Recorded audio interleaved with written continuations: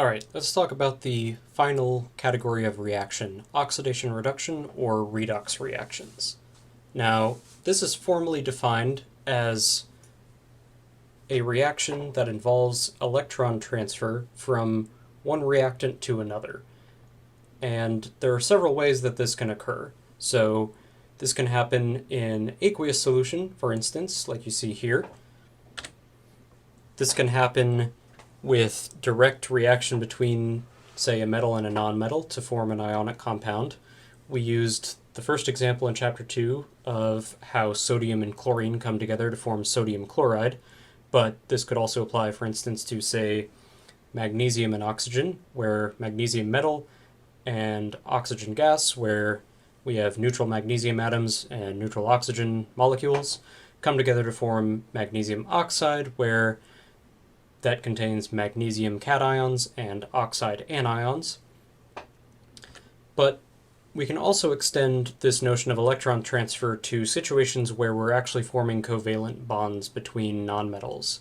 So for instance, phosphorus and bromine are two nonmetals, and they can come together to form the covalent compound, phosphorus tribromide, which of course has to be covalent since it contains only nonmetals.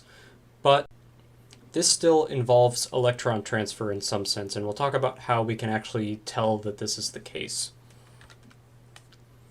So let's look at an example of an oxidation reduction reaction and how to break this down into electron transfer. So in this first reaction between iron metal and oxygen gas to form iron 3 oxide, this is actually the chemical reaction that takes place when iron metal rusts to form rust, which is mostly made up of iron 3 oxide. This involves electron transfer from iron to oxygen. So we're starting with neutral elements and forming iron cations and oxide anions. So the iron undergoes a process called oxidation, where the iron loses electrons because the oxygen is gaining them. Now, if we look at the second example, where iron 3 oxide, which is what rust is made of, but is also the main component of iron ore in the ground, this can react with carbon, and this is actually how iron metal is produced, to make iron metal and carbon dioxide. And this is actually a process where iron is gaining electrons. So we're starting off with iron 3 plus ions in the form of Fe2O3, and in the reaction with carbon, this forms iron metal, which contains neutral iron atoms. So each iron atom there gains 3 electrons per atom. And so in this process, iron undergoes a process of reduction, which is gaining electrons.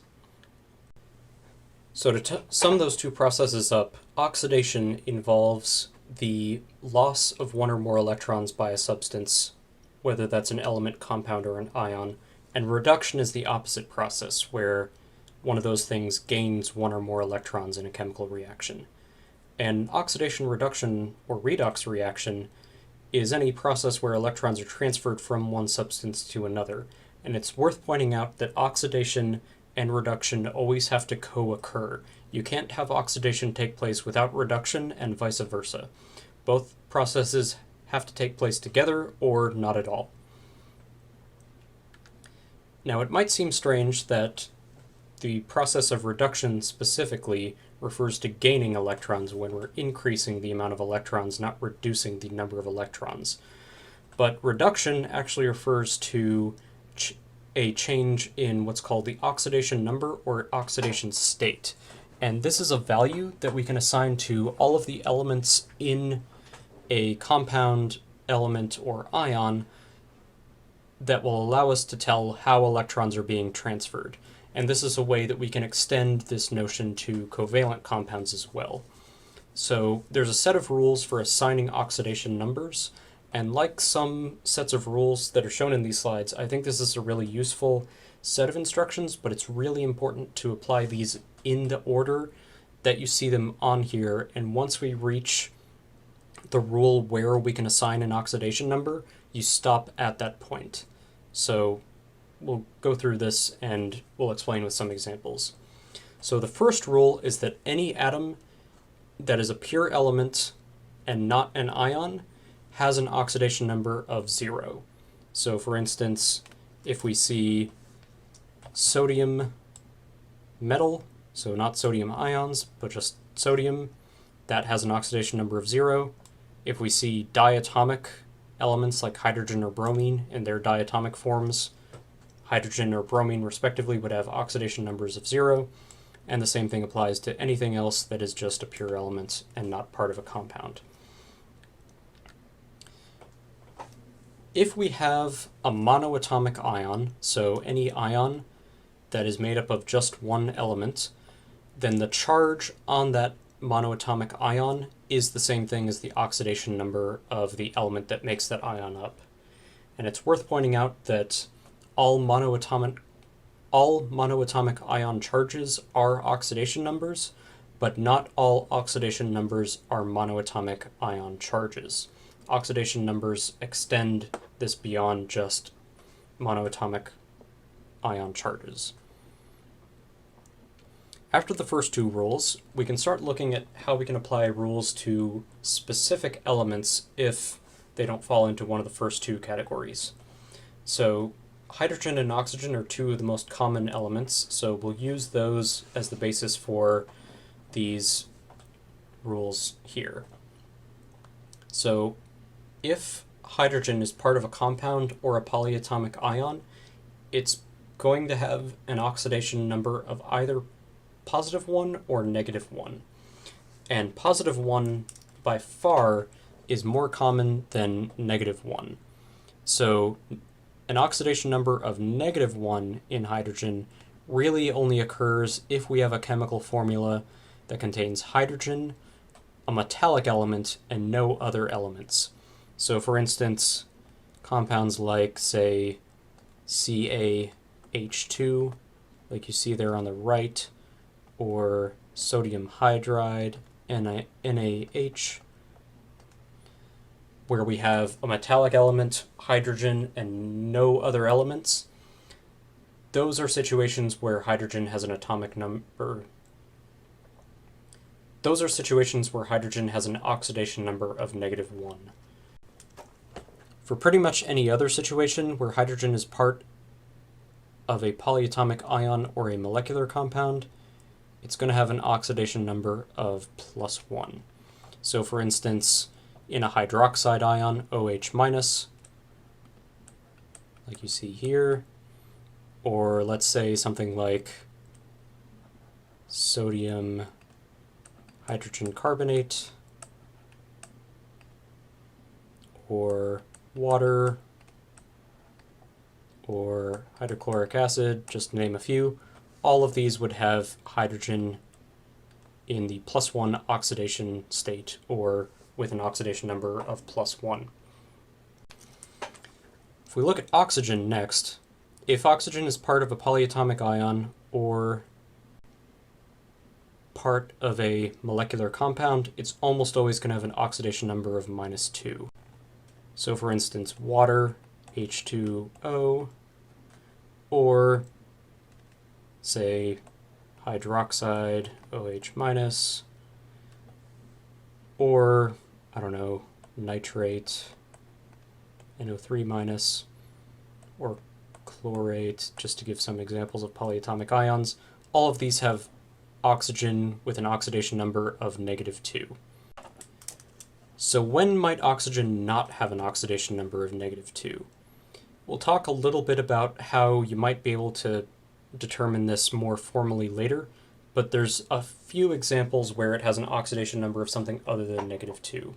So in this example on the right, we have the compound hydrogen peroxide, H2O2, not to be confused with water, H2O.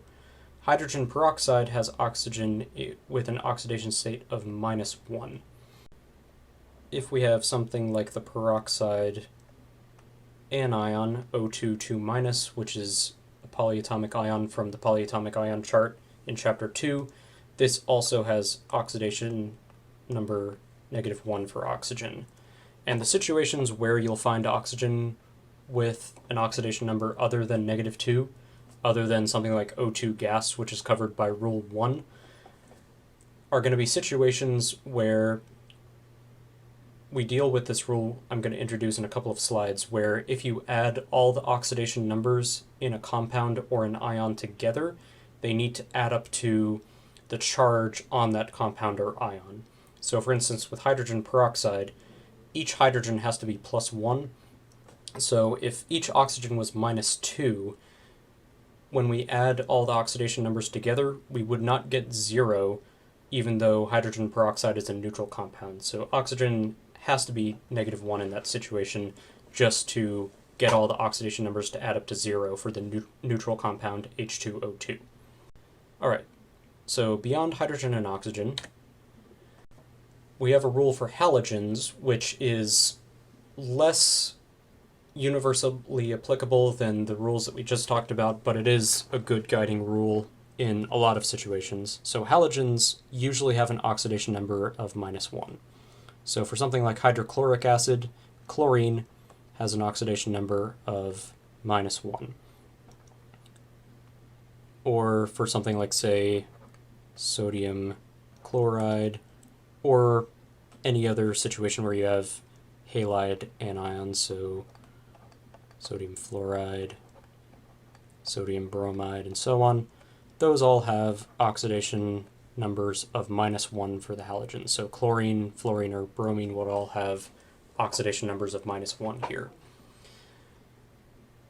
The exceptions to this rule are a little bit more common than what we saw with hydrogen or oxygen, and they usually involve combinations of halogens with oxygen. So we can see here the compound Cl2O. If we apply the rule on the previous slide, since it showed up first that oxygen is -2, then we would be stuck with, if this is a neutral compound, which it is, chlorine has to have an oxidation number of +1 to get all the oxidation numbers to add up to 0 for a neutral compound. And the other main situation where this shows up is in polyatomic ions. So for instance, something like the chlorate ion, if each of these oxygens is -2 and the whole thing has a charge of -1, this chlorine can't have an oxidation number of +1 and get all the oxidation numbers to add up to -1. We'll talk about how we can determine the oxidation number in a situation like that in just a second here. So here is where we'll formally introduce that rule. Let's say we have something like sulfuric acid, where we have an element like sulfur where we can't apply any of the first two rules to determine its oxidation number, since it's not a pure element or a monoatomic ion, and we don't have any specific rules for sulfur from step 3, part A, B, or C. So here's a situation where we need to use the other rules and the fact that the sum of the oxidation numbers for a neutral compound is 0, and for a polyatomic ion, the sum of the oxidation numbers has to be equal to the net charge. So for sulfuric acid, H2SO4, that's a neutral compound. So each hydrogen has an oxidation number of +1 based on rule 3a. Each oxygen is -2 based on rule 3b. And sulfur, we don't have a rule for that, but by essentially process of elimination, since we know what hydrogen and oxygen are, and the fact that this is a neutral compound, so everything has to add up to 0, the oxidation number for sulfur here has to solve this equation, where 2 times +1 plus x plus 4 times -2 for the 4 oxygens has to equal 0. If you solve for x here, you're going to get an oxidation number of +6. And that's the oxidation number for sulfur in sulfuric acid. If we look at a polyatomic ion, like the dichromate ion, one of the ones from chapter 2, this has formula Cr2O7, 2-. Oxygen is 2- from rule 3b. And the whole thing, all the oxidation numbers have to add up to -2. Now there's 2 chromiums in this polyatomic ion formula, and we want to know the oxidation number for chromium So it's important that we need to take into account the fact that there's two of these. So the equation we need to solve is 2 times x plus 7 times -2 for the 7 oxygens, which are each -2. The whole thing needs to add up to -2. This gives us 2x minus 14 equals -2. Add 14 to both sides, we get 2x is equal to 12. And if you divide both sides by 2, we get x is equal to positive 6.